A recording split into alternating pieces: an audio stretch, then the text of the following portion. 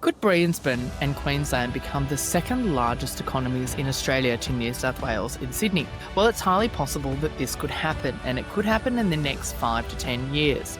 And why is that? It's not just the Olympics, it's also two governments with very, very different viewpoints in the industry. So if we look at it, we have a government of Queensland who has come out to say, we are open for business. We are pro-development, we are about getting things done, and we are looking for external investment. Versus a Victorian government, on the other hand, that has no levers to pull, no opposition and no economic plan besides population growth. Now, Victoria still has the largest population growth and will continue to do so. It also has fantastic infrastructure to set it up. However, that is not going to get the industry out of trouble in the next 5 to 10 years. It will slowly recover, but we are in essence in a recession, with commercial property being at nearly half of what it was only a few years ago. And leasing and rental income is obviously reduced as well. So how do people actually make that stack up?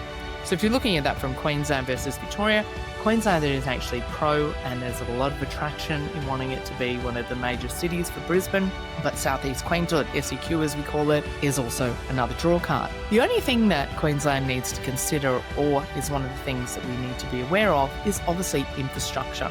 Number one, this is a very large state.